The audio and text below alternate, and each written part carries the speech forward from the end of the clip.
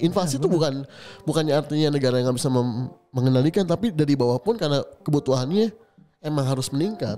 Trading for living itu benar-benar didambakan oleh semua orang. Iya benar sih. Kamu tanya, mentor menjawab. Keren. Itu jargonnya ya, jargon baru kita.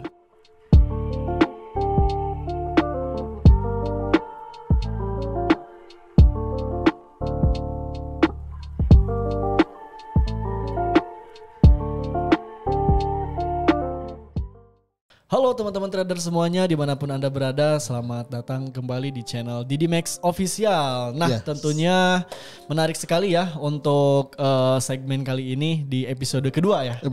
Episode kedua yaitu kamu nanya, mentor menjawab. Kamu nanya. Ini bagus ya. Bagus banget sih ya.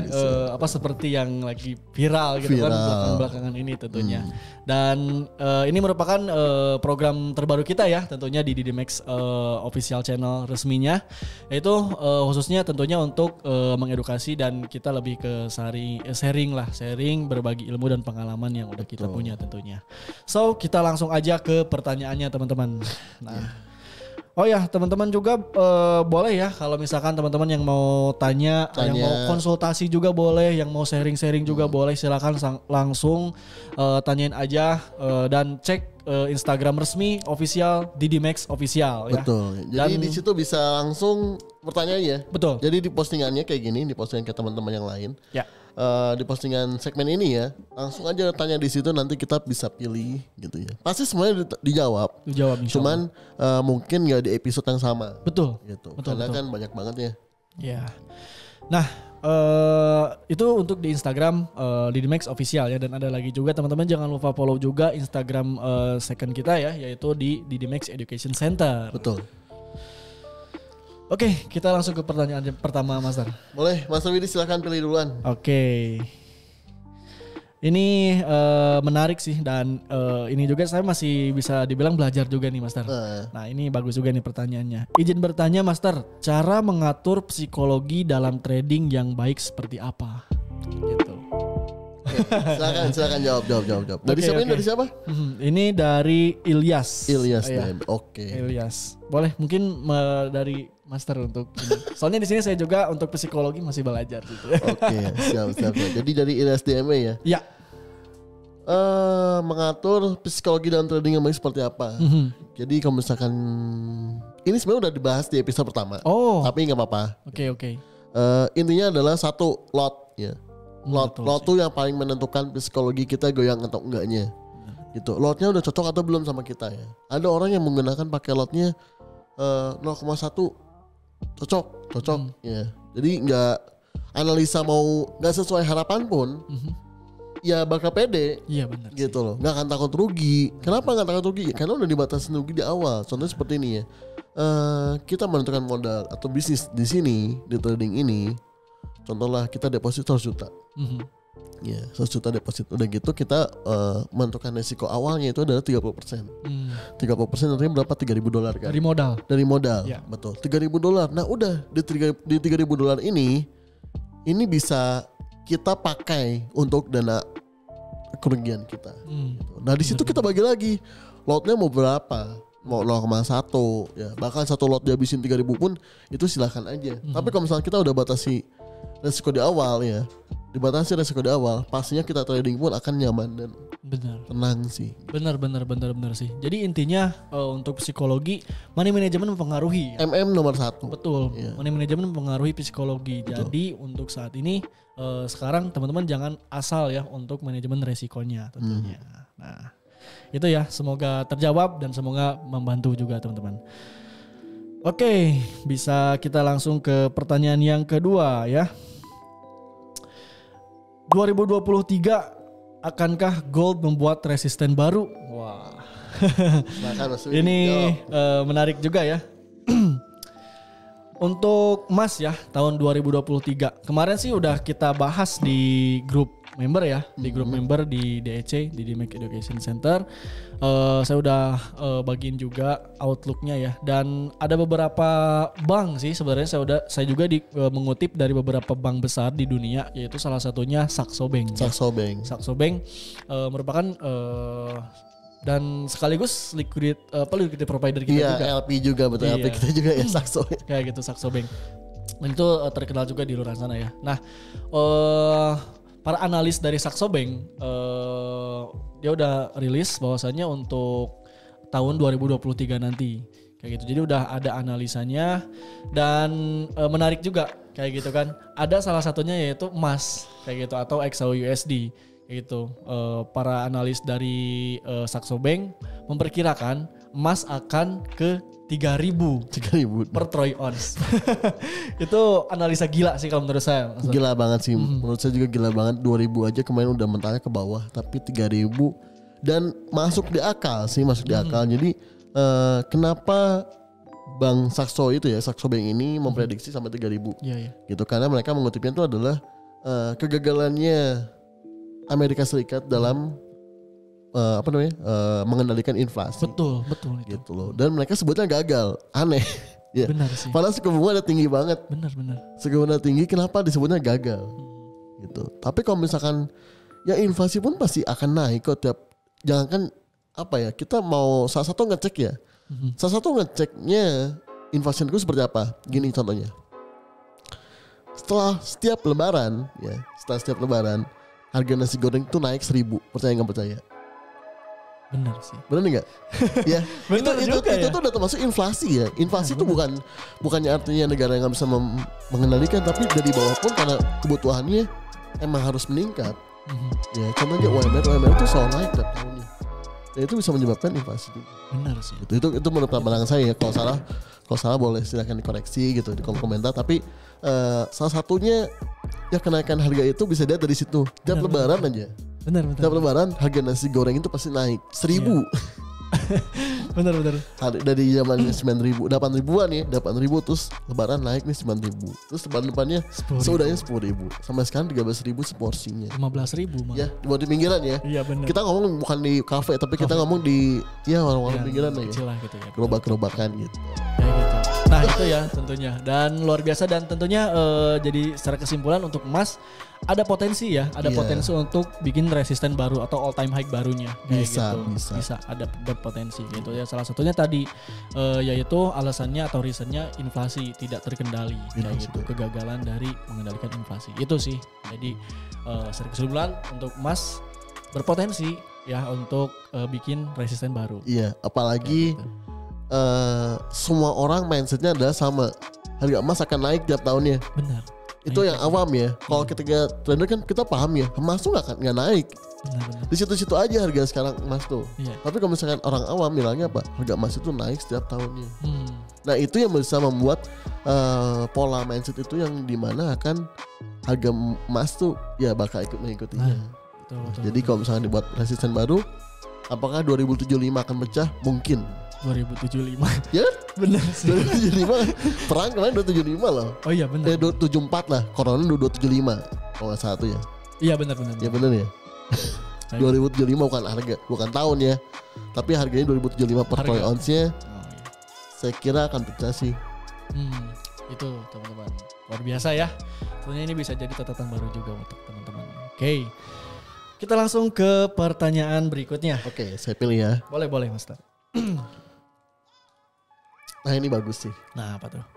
Apa dari Mary Putri ya, Mary Putri underscore-nya.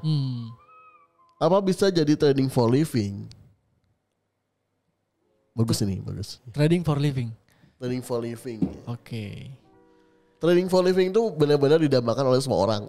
Ya. Iya benar sih. Karena mereka berpikirnya itu adalah dengan trading for living artinya kita tuh bisa bebas. Intinya nggak kerja. Benar. Ya. Benar. Nggak mesti bangun pagi. Benar. Untuk trading doang ya. Iya. Cari uang, tinggal trading, terus beres. Trading gitu. for living ya.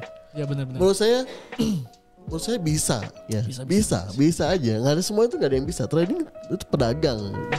Orang pedagang baju, tukang dagang baju, tukang dagang apa martabak, mereka trading ya. trading Boh. Kalau misalkan trading forex volume ya saya bilang bisa. Ya. Bisa. Gitu. Apalagi ya menurut saya pribadi jualan martabak lebih susah dibandingkan dengan trading forex. benar Menurut sih. saya, Ya. bukan artinya karena saya nggak bisa martabak enggak. Cuman menurut saya jualan yang mencari orang itu lebih susah. Benar sih. Dibandingkan Mencari pembeli itu susah. bahkan mencari pembeli itu susah loh. Benar. Kita udah menganalisis semuanya, kita udah bikin adonan semuanya gitu. Udah gitu pengen laku tuh harus nunggu yang beli dulu. Iya. Kalau di trading forex kan enggak. Kita untuk mendapatkan cuan tuh nggak mesti ada orang yang beli. Benar. Ya. Kayak gitu. Nggak perlu nunggu atau nggak perlu malah harus kita nyari-nyari ya. Nggak perlu nyari sana sini. Betul. Jadi Gitu. menurut saya bisnis yang paling enak ya ini. Betul. Buat saya pribadi ya. Betul sih. Jadi kalau misalnya ditanya trading for living bisa nggak? Bisa banget. Bisa banget. Dan ya saya pun begitu. Saya sebelum ya gabung di DMX pun ya trading. Gitu ya, trading. Dan ya ini di DMX tuh buktinya master kerja tuh. Ngomong kayak gitu ya. Iya, bener, Mana trading for living bukan cuma kerja dari bukan ini adalah kerjanya sangat menyenangkan karena sesuai hobi. Gitu loh. Jadi hobi yang dibayar lah. Hobi yang dibayar gitu ya. Jadi kalau trading for living tuh benar-benar sangat bisa, apalagi untuk siapapun bisa banget. Apalagi dengan adanya DMX. Ya. Yang awam pun bisa trading for living. Bisa. Tinggal tunggu arahan aja dari kami. Tunggu signal. Betul. Sambil belajar ya tentunya. Sambil belajar, jadi learning by doing. Cuan pun dapat tiap harinya tuh masuk. Betul. Gitu loh. Kalau menurut saya sih trading for living ya itu tergantung dari mindset masing-masing gitu Mas. Kayak gitu. Kenapa? Karena ya ada juga sebagian kayak gini gitu kan konsepnya tuh. Kita trading di forex gitu kan, trading di forex lalu ngumpulin profitnya. Nah, si profitnya tersebut itu dikembangin lagi buat bisnis lagi yang lain kayak gitu. Ada juga yang seperti itu ada. Nah, itu biasanya disebut trade-planner ya. Nah, iya, juga betul. bisa seperti itu juga. Bisa. Dan saya pun kedepannya akan berharapan seperti itu. Benar sih. Gitu. Jadi ya trading tuh untuk mencari modal usaha lainnya. Nah, itu. Betul. Itu yang saya dapatkan juga dari teman saya almarhum ya. Kayak gitu ngomongnya. Gitu sih. Dan saya sepakat. Betul, karena untuk mendapatkan modal paling cepat tuh ya trading. Benar. Itu. Tuh. Oke, lanjut. Kita lanjut lagi ke pertanyaan berikutnya. Ini berapa pertanyaan ya? Nanti dikasih waktu sama ini sama sutradaranya ya. Iya. Oke. Nah ini mungkin ada buat teman-teman yang basic ya. Apa bedanya trading di forex dan di saham? Peluangnya lebih besar mana ya? Dari siapa tuh? Dari Isti. Oke, Isti ini cewek mungkin ya. Isti.dmb ya. Iya. Apa bedanya trading di forex dan di saham? Peluangnya lebih besar mana? Oke. Yang pertama ya, kita untuk perbedaan-perbedaannya, yaitu di forex itu transaksinya dua arah. Transaksinya dua arah. Jadi kita bisa beli dan bisa jual juga gitu kan. Meskipun kita belum beli kayak gitu, tapi kalau misalkan di saham kita kalau misalkan mau ngejual harus beli dulu baru bisa jual kayak gitu. Nah itu perbedaannya. Lalu untuk likuiditasnya atau perputaran transaksinya ya, itu tentunya trading forex paling unggul. Ya jelas banget kayak gitu kan. Bahkan di New York Stock Exchange ya, atau bursanya saham terbesar di dunia itu masih kalah jauh sama bursa forex. Sama perputaran uang di trading forex ya. Kayak gitu. Itu sih. Jadi ya itu tergantung ke teman-teman masing-masing sih. Kalau misalkan lebih ke investing, kalau saran saya lebih ke saham, itu lebih bagus. Jadi untuk jangka panjang. Jadi lebih ke investasi. Kayak gitu kan. Lalu kalau misalkan untuk returnnya investasinya berjangka gitu kan ya, ini sebutnya sebagai investasi berjangka gitu. Jadi bisa kita nikmatin profitnya atau hasil tradingnya atau hasil investasinya itu tiap hari kayak gitu. Itu di trading forex. Jadi kalau menurut saya lebih besar peluangnya itu di trading forex. Terus gitu. Selain itu juga yang saya suka tuh adalah dibandingkan saham ya. Saya pernah masuk dua-duanya, saham pernah, forex pun pernah. Cuman saya lebih suka yang di forex tuh karena ada leverage-nya. Nah, itu juga betul. Gitu. Kalau saham tuh untuk kita deposit kecil ya, di 100 juta pun masih kurang. Masih kecil itu, masih kecil. Masih kurang loh 100 juta juga loh. Iya. Gak ada hasilnya nggak. Aduh, udah lama. Lama nunggu gitu kan ya. Nunggu ya. Bener. Kalau misalkan ke floatnya juga ya nunggu. Waduh, nunggu. Gitu. Mau dijual sayang gitu. Iya. Kalau misalnya di trading forex kan kita salah analisa ya kita bisa Cari pakai momen lainnya. Contohnya atau enggak pakai manage risiko lainnya seperti locking dulu. Nah, betul. Atau switching. Kan itu lebih enak ya. Iya, betul. Gitu sih. Jadi kalau misalkan forex dan saham sih saya lebih suka forex karena ada leverage-nya dan berbagai banyak lagi strategi untuk memanage risikonya. Nah, betul. Oke, itu ya untuk perbandingan antara trading forex dan trading saham. Oke. Ini ya mungkin ada pertanyaan spesial ya dari salah satu member ya, dan tentunya sekaligus artis papan atas juga. Wis, masya Allah, luar biasa. Yaitu dari Kang Aji Dikta. Wis, keren. Master, mau tanya, apakah data positif selalu berbanding lurus dengan pair tersebut? Misalnya data positif hijau, nah itu mutlak USD menguat. N seberapa jauh? Kadang soalnya kalau aku perhatiin suka nge-spike doang. Ini nge-spike doang. Ini berarti udah tradingnya udah trading level udah atas ya, udah jago ya. Karena udah paham banyak istilah spike. Lalu menguat. Kayak gitu itu udah tinggi lah. Iya, dan Kang Aji juga kalau misalnya untuk for your information ya. Kang Aji juga udah lulus menjadi lulusan terbaik dari kelas batch 4. Betul. Gitu. Jadi ada videonya. Jadi ya udah jago lah. Musisi aja belajarnya di DMX. Betul. Terus kamu kapan? Nah. Ya kamu. Oke, langsung jawab dulu. Boleh. Saya nih. Jadi pertama gini ya. Kalau saya pendapat saya tuh, jadi yang rilis di Forex Factory ya, itu adalah kalender ekonominya. Jadi fundamental tuh menurut saya bukan di situnya sendiri ya. Itu.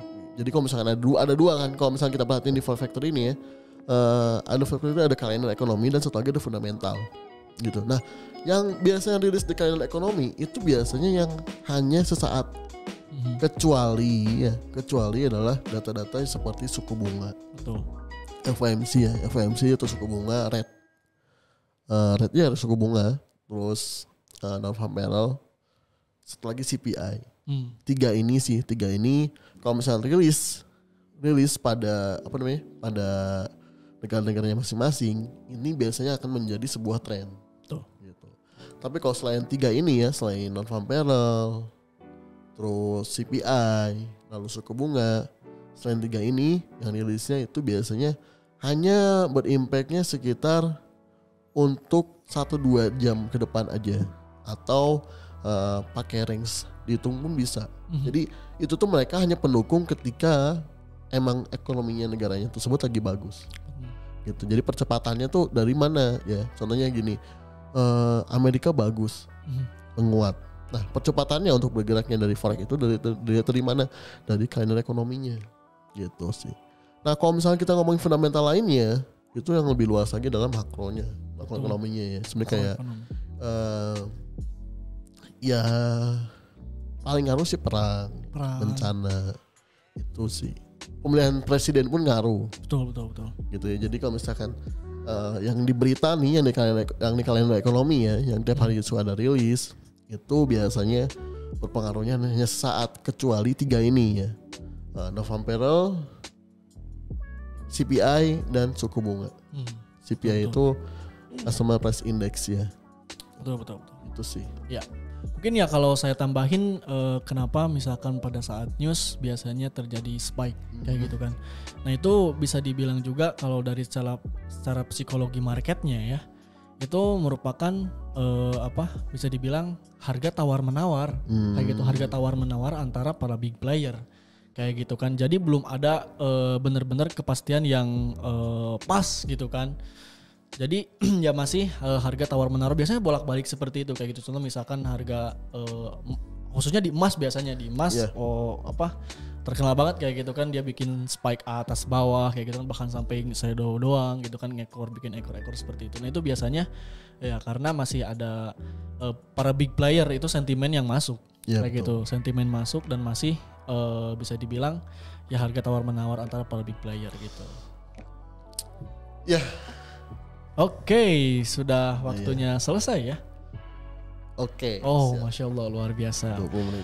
Siap. Oke. Jadi udah berapa pertanyaan tadi hari ini? 4 ya? 5 ya? 5. Karena kalau kita bacain semua, kayaknya 2 jam, 3 jam. Iya ya. Masih ada yang masuk ya? Siap buat Senin ya. Jadi ingat ya, jangan pundung ya, jangan pundung ya, jangan inilah, jangan marah ya, jangan ngambek Bapak Ibu. Kalau misalkan pertanyaan saya udah nanya tapi nggak dijawab, enggak gitu ya. Kita pertanyaan kita pasti jawab semua, hanya saja episodenya dibagi-bagi. Betul. Jadi pantengin terus aja ya, sampai pertanyaan dijawab. Pantengin terus YouTube kita, subscribe jangan lupa ya. Dan juga ya komen-komen lah untuk mendukung kita gitu, kasih tahu apa kurang dan lebihnya. Betul. Saran, kritik dan saran kita. Iya betul, kritik dan sarannya boleh ditunggu banget gitu. Betul. Dan kalau misalkan tadi ya misalkan belum dijawab gitu kan, bisa langsung DM ke Didimax Education Center. Iya, bisa kayak juga gitu. itu untuk percepatannya ya. Soalnya takutnya ketutup gitu kan pertanyaannya, ketumpuk, kayak gitu.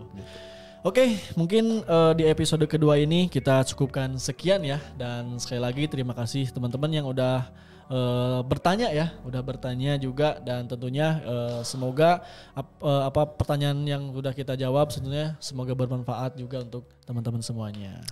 Oke, kalau begitu segmen kamu tanya.